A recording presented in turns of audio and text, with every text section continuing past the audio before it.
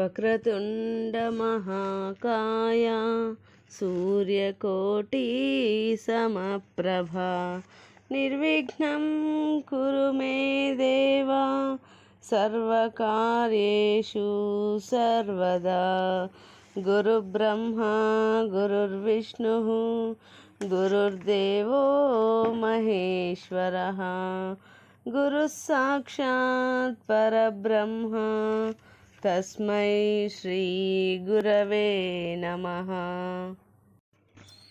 అరుణాచల మహాత్మ్యం 26వ రోజు పారాయణం. కార్తీక దీపోత్సవమును శ్రీ రమణాశ్రమములో మహాభక్తి శ్రద్ధలతో జరుపుతారు.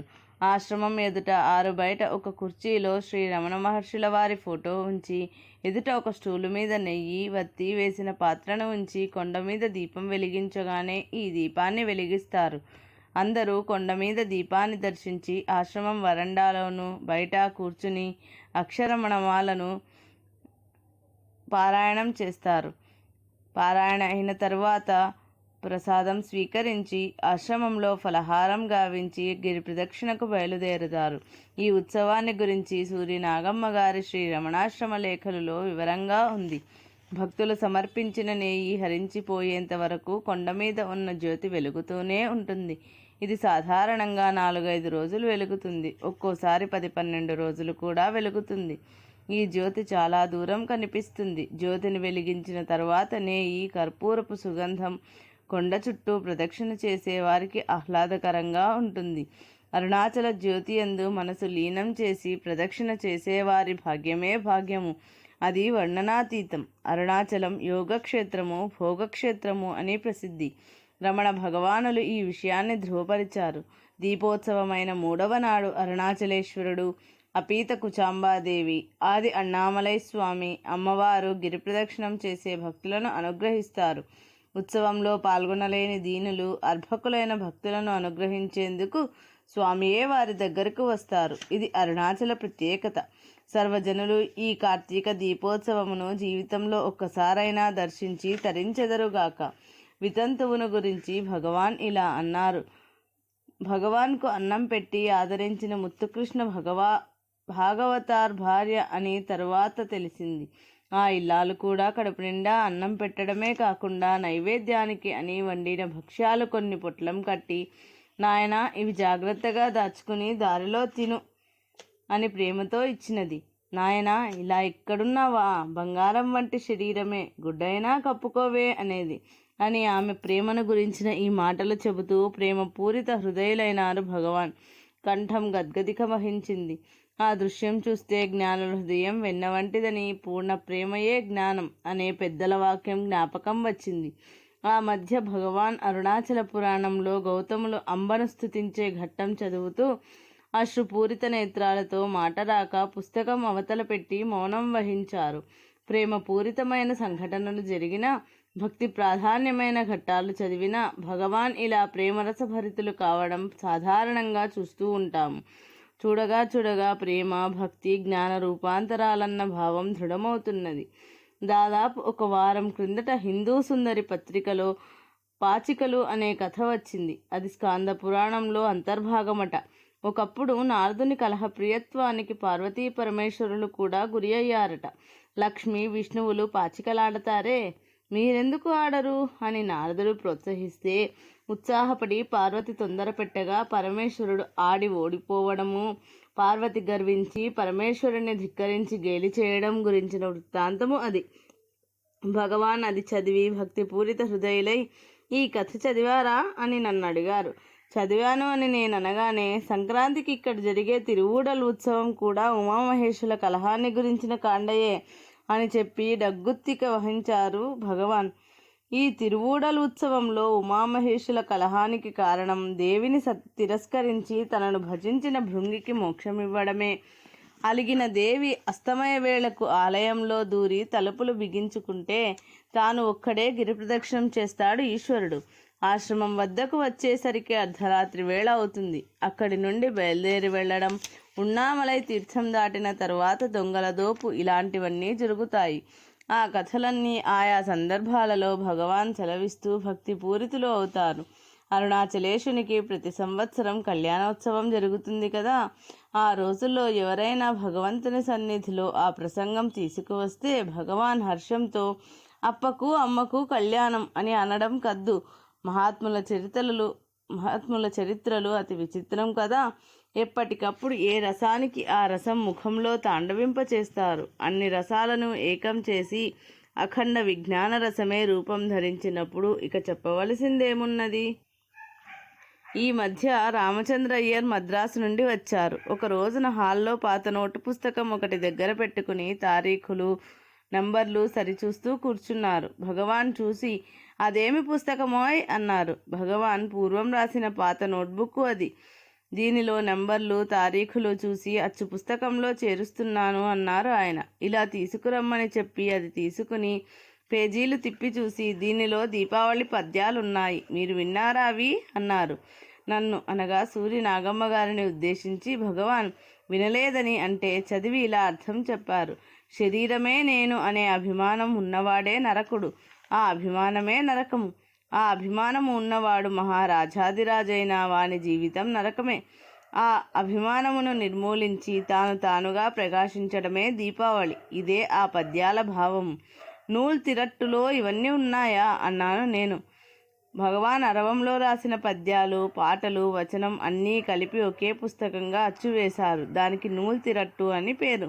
ఇవి చాటువులుగా అప్పుడప్పుడు చెప్పాను. ఇవన్నీ దానిలో ఎందుకు అన్నారు భగవాన్. ప్రథమ ముద్రణానంతరం పై విషయం భగవాన్ సన్నిధిలో చదివితే విని ఈ పద్యాలు ఎందుకు రాశానో తెలుసునా అన్నారు భగవాన్. తెలియదు అన్నాను నేను. ఒక దీపావళికి మురుగనార్ దీపావళిని గురించి భగవాన్ ఏమైనా రాయాలి అన్నారు. మీరు రాయరాదు, నేనెందుకు రాయడం అన్నాను. భగవాన్ రాస్తే నేను రాస్తాను అన్నారు. సరే అని ఆ పద్యాలు రాశాను. కారణం లేకుండా ఏదీ రాయలేదు. ఒక్కొక్క దానికి ఒక్కొక్క కథ ఉన్నది అని ఆ పద్యాలు చూపారు భగవాన్. తాత్పర్యంతో సహా క్రింద రాస్తున్నాను. నకకుడల్ నానా నరగులహు అళుం నరకనే గెండ్రు ఉషావై జ్ఞానత్తిహిరియాల్ నరకనై కొండ్రవన్ నారణానండ్రే నరక చతుర్దశి నందిన మామే. తాత్పర్యం, నరకమగు శరీరము నేను అనేవాడు నరకమునకు రాజు. నరకుడు ఎవడు అని విచారించి జ్ఞాన దృష్టిచే నరకుని వధించేవాడే నారాయణుడు. నరక చతుర్దశి అనే సుదినము ఇదే. నరక పురువా నడలై ఉడల కిరక మహామేనవే కెట్ట నరకన మాహ వియైనాడి మాయతుత్తాన యొళిర్దల్ దీపాం యాం తెలి. నరక సదృశ శరీర గృహము నేను అనే అభిమానమే నరకుడు. ఆ అభిమానమును నిర్మూలించి తానుగా ప్రకాశించడమే దీపావళి. అరుణాచల చరిత్ర క్షేత్ర ప్రాశస్త్యము. తమిళనాడులో రాయవేలూరుకు 2.5 గంటల ప్రయాణపు దూరంలో తిరువణ్ణామలై అనే ప్రసిద్ధ శివక్షేత్రము ఉన్నది. తిరు అనగా శ్రీ, అన్నామలై అనగా పెద్ద కొండ అని విశ్లేషణ. దీనినే అరుణాచలము అంటారు. అరుణ అనగా ఎర్రని, అచలము అనగా కొండ, ఎర్రని కొండ అని తాత్పర్యము. ఆ రుణ పాపములను పరిహరించున్నది అని అర్థము. ఇది చాలా గొప్ప పుణ్యక్షేత్రము. స్మరణ మాత్రము చేతనే ముక్తి నొసగే క్షేత్రము. కాశీ, చిదంబరము, తిరువారూర్ల కంటే మిన్నయని చెబుతారు. ఈ కొండ శివుడే అని పురాణములు తెలుపుతున్నందున ఈ కొండకు తూర్పున ఉన్న అతిపెద్ద దేవాలయమైన అరుణాచలేశ్వర ఆలయము కంటే ఈ కొండకే ఎక్కువ ప్రాధాన్యము ఇవ్వబడుతున్నది. ఇది జ్యోతిర్లింగమని చెప్పబడుతున్నది. ఇది తేజోలింగము కనుక అగ్నిక్షేత్రము అంటారు. దక్షిణ భారతంలో వెలిసిన పంచలింగ క్షేత్రములలో అగ్నిభూతమునకు ఇది ప్రతీక. అరుణాచలానికి అనగా కొండకు తూర్పున ఉన్న అరుణాచలేశ్వర దేవాలయము 2000 సంవత్సరములకు పూర్వం నుండి ప్రసిద్ధి చెంది ఉన్నదని చరిత్ర తెలుపుతున్నది. ఇది పల్లవుల కాలంలో తొండ మండలము అనే రాష్ట్రంలోని తొండనాడుకు చెందినది. చోళులకు చెందిన ఈ రాష్ట్రం కాలక్రమాన పల్లవుల హస్తగతమైంది. పూర్వపు తొండనాడు ఉత్తర దక్షిణ పెన్నా నదులకు మధ్యన ఉన్నది. తూర్పున బంగాళాఖాతము, పడమర మైసూరు, కడపలు దీనికి ఎల్లలు. ఇది క్రమానుగతంగా పల్లవులు, రాష్ట్రకూటులు, చోళులు, హోయసలులు, విజయనగర రాజుల ఏలుబడిలో ఉండేది. తర్వాత దీనిని ముస్లిములు, మహారాష్ట్రులు, ఫ్రెంచి వారు పాలించారు. 19వ శతాబ్దం నుండి బ్రిటిషు వారి ఏలుబడిలో ఉండి నేడు స్వతంత్ర భారతంలో దక్షిణాదిన ఒక మహాపుణ్యక్షేత్రంగా ప్రసిద్ధి చెందినది. అగస్త్య, గౌతమాది ఋషులు బహుపురాతన కాలంలో దక్షిణ భారతానికి వలస వచ్చినట్లు పురాణ గాథలు తెలుపుతున్నాయి. తమిళ భాషను అధ్యయనం చేసి అగస్త్యుల వారు ఆ భాషకు వ్యాకరణం కూర్చిపెట్టారని తమిళులు మహాఘనంగా చెప్పుకుంటారు. తరువాత కాలంలో జీవించిన తోల్కప్పియార్ అను తమిళ పండితుడు అగస్త్యులంతటి వ్యాకరణవేత్తయే అని ప్రతీతి. వీరందరూ శైవాగమములను అధ్యయనం చేయగోరి దక్షిణ భారతానికి వచ్చారని, తరువాత కొన్ని ఆర్య కుటుంబాలు కూడా వచ్చి ఇక్కడ స్థిరపడ్డారని జనశ్రుతి. దక్షిణ భారతంలో శైవ వైష్ణవ మతాలకు ప్రాచుర్యం ఎక్కువ. అరుణాచల క్షేత్ర మహాత్మ్య గాథలను బట్టి త్రిమూర్తులలో బ్రహ్మకు పూజార్హత లేదు. అందుచేత బ్రహ్మకు దక్షిణాన దేవాలయము లేదు. త్రిమూర్తులతో కలిసి మాత్రము దత్తాత్రేయ రూపంలో బ్రహ్మ పూజింపబడతాడు. శివుడు ప్రధాన ఆరాధ్య దేవునిగా, పరబ్రహ్మ స్వరూపుడుగా భావింపబడటం దక్షిణాదినే ప్రారంభం కావటము చిత్రంగా ఉంటుంది. అరుణాచలము శివలింగముగా భావింపబడి పూజలందుకోవడం దీనిలో భాగమే. తమిళ దేశంలో శివారాధనే అధికంగా ఉంటుంది అనడానికి నిదర్శనంగా 63 నాయనార్లు అనగా శివభక్తులు తమిళ దేశంలో ప్రసిద్ధులు కావడమే.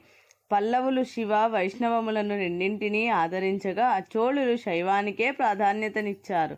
దీనితో దక్షిణాన బౌద్ధ జైన మతములు అంతరించిపోయాయి. ద్వైత విశిష్ట అద్వైత అద్వైతములన్నీ దక్షిణాదినే రూపుదిద్దుకున్నాయి.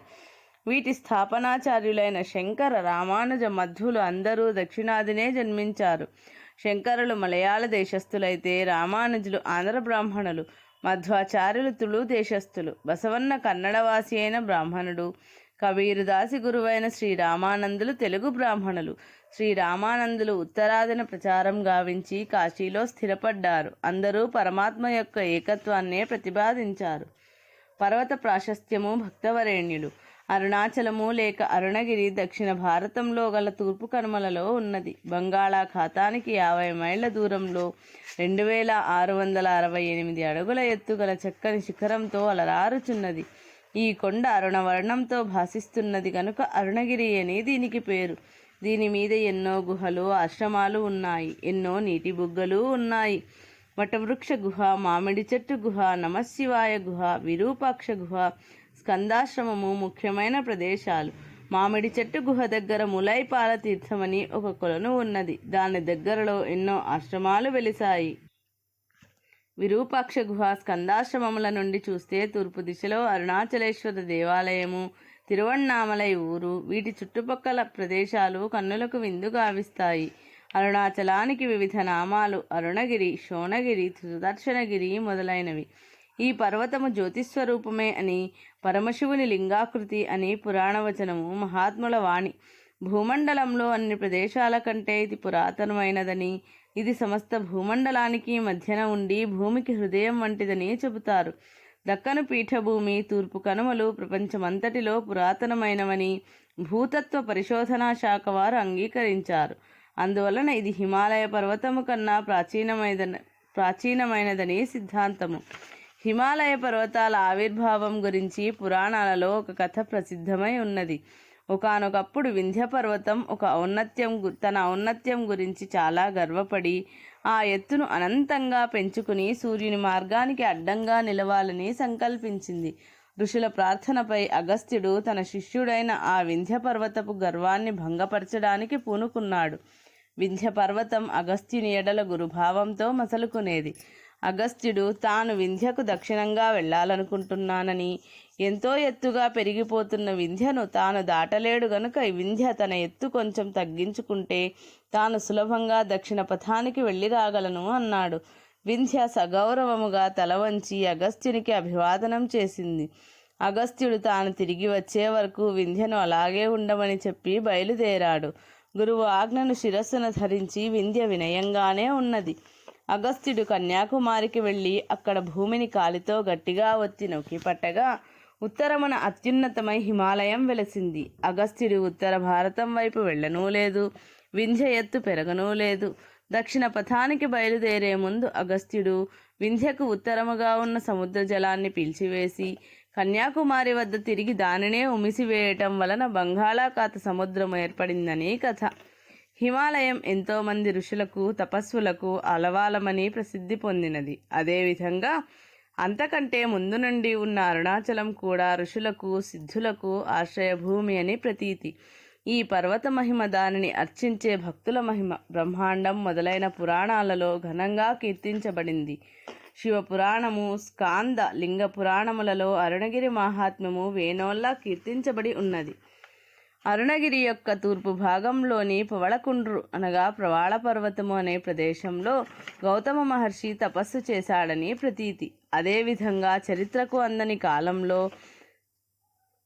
ఎంతోమంది మహర్షులు అరుణగిరి ప్రాంతంలో తపస్సు చేసేవారని చెప్పుకుంటారు. ఈ కొండ మీద ఒక వటవృక్షం క్రింద పరమశివుడు సిద్ధరూపుడై ఉన్నాడు అని అరుణాచల మహాత్మ్యంలో చెప్పబడి ఉన్నది. ఆ ప్రదేశం మానవులకు చొరరానిది. ఈ విషయం శ్రీ రమణ మహర్షి భక్తులకు తెలిపారు. ఒకనాడు భగవాన్ రమణులు పంచముఖం అనే ప్రదేశానికి, పచ్చయ్యమ్మ కోవెలకు మధ్య ప్రాంతానికి చేరుకుని కొండపైకి ఎక్కదలచారు. ఎండిపోయిన నీటి చారల మీదుగా పైకెక్కుతున్న మహర్షికి ఒక విస్తరి వెడల్పు ఉన్న పెద్ద మర్యాకుపై నుంచి గాలికి కొట్టుకుని రావడం కనిపించింది. వారికి ఆ వటవృక్షం దర్శించాలని అనిపించింది. పైకెక్కటం ప్రారంభించారు. ఇంతలో వారి కాలు ఒక తేనె తుట్టకు తగిలి తేనెటీగలు మూకుమ్మడిగా ఆ కాలిని కుట్టసాగాయి. తేనె తుట్టను కదల్చిన తన కాలి అపరాధానికి అది తేనెటీగల చేత కుట్టబడటం సబబే అని భగవాన్ అలాగే నిలిచిపోయారు. ఈ సంఘటనతో వారు పైకెక్కి వటవృక్షం దర్శించడం మానవ నేత్రాలకు తగదని పరమశివుని ఇచ్ఛగా గ్రహించి వెనుదిరిగి వచ్చారు. తరువాత వారు వటవృక్షము, దాని క్రింద సిద్ధపురుషుడు నివసించడము సత్యమే అని భక్తులకు తెలియజేశారు. ఈ వటవృక్షం గురించిన ప్రస్తావన పురాణాలలో కూడా ఉండటం వలన ఇతర మహాపురుషులకు కూడా వటవృక్షం, సిద్ధపురుషుల దర్శనం కలిగి ఉంటుందని ఊహించవచ్చును. క్రీస్తుపూర్వం 2వ శతాబ్ది నుండి 1వ శతాబ్ది వరకు జీవించిన తమిళ పండితులు నక్కీరర్, క్రీస్తు శకం 125 నుండి 225 వరకు జీవించిన కపిలర్, పరనార్ మొదలైన వారు కూడా అన్నామలేశ్వర దేవాలయం గురించి తమ రచనలలో ప్రస్తావించారు. ఆ తర్వాతి కాలం వారైన పట్టినత్తర్, సేందనార్లు అరుణాచలునిపై గేయాలు రచించి పాడి ఉన్నారు. వీరుగాక ఇంకా అనేక భక్తులు అరుణాచల మహిమను కొనియాడారు. ప్రాచీన తమిళ సాహిత్యములో తిరునావుక్కరసు, తిరుజ్ఞాన సంబంధర్లు అరుణాచలాన్ని సందర్శించిన వివరాలు లభ్యమవుతున్నాయి. ఈ మహాత్ములు పల్లవరాజైన మొదటి మహేంద్రుని కాలంలో జీవించారు. అంటే శంకరాచార్యులకు 1 శతాబ్దం ముందు అన్నమాట. తిరువణ్ణామలైకు 20 మైళ్ళ దూరంలో ఉన్న అరైనినల్లూర్ అనే ప్రదేశానికి యాత్ర చేస్తూ వచ్చిన జ్ఞాన సంబంధులు అక్కడి నుండే అరుణాచల శిఖరాన్ని దర్శించారు. వారు అరుణాచలుని స్తుతిస్తూ అనేక పదికములు పాడారు. అరుణాచలమును తేజోలింగమని కీర్తించారు. షేక్కిళర్ స్వామి రాసిన పెరియ పురాణం అనే గ్రంథంలో జ్ఞాన సంబంధుల కథా వివరాలు ఉన్నాయి. తిరునావుక్కరసు కూడా అరుణాచలం కొండ దర్శించి తర్వాత ఆత్మజ్ఞానం పొందిన విషయం కూడా పెరియ పురాణంలో ఉటంకించబడింది. వీరు 9వ శతాబ్దంలో జీవించారు. సుందరమూర్తి స్వామి తిరుత్తోగై అనే తమ కావ్యంలో అరుణాచల స్తుతి గావించారు. మాణిక్య వాచకులు అనే మహాభక్తులు అరుణాచలేశ్వరుని మహిమను అనేక రీతుల కొనియాడారు. వీరు అరుణగిరి పడమటి చర్యలలో కొంతకాలం నివసించారని చెబుతారు. ప్రస్తుతం ప్రదక్షిణం చేసే రోడ్డుకు ఆనుకుని ఆది అన్నామలై దేవాలయం వద్ద మాణిక్యవాచకుల జ్ఞాపకార్థం చిన్న గుడి ఒకటి వెలిసి ఉన్నది. 13వ శతాబ్ది మధ్యలో మహారాష్ట్ర భక్తులలో ముఖ్యులైన జ్ఞానదేవుల తండ్రి సిద్ధోజీ పంత్ యాత్రార్థం తిరువణ్ణామలైకు వచ్చారని చరిత్ర చెబుతున్నది.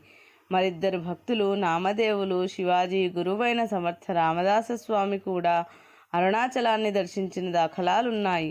నామదేవుడు 14వ శతాబ్దిలోనూ, రామదాస స్వామి 17వ శతాబ్దిలోనూ జీవించారు. శాక్తేయులు అరుణగిరిని 43 కోణములు కలిగిన శ్రీచక్రాకారము అంటారు. కొందరు అరుణగిరి శ్రీచక్రపు పైభాగమైన మేరు ప్రస్తారం ఆకారము అని చెబుతారు. శంకరులు రచించిన ఒకే ఒక అష్టకంలో అరుణగిరిని మేరువు అన్నారు. హిమాలయాలలోనూ అరుణగిరిలోనూ కూడా సిద్ధపురుషులు ఉన్నారని శంకరులు పేర్కొన్నారు. శంకరులు అరుణాచలానికి యాత్ర చేసి ఉండవచ్చును. కొంతకాలం క్రింద గుహ నమశివాయ అనే పేరు గల శైవ భక్తులొకరు అరుణాచలం మీద ఉన్న ఒక గుహలో నివసించారు.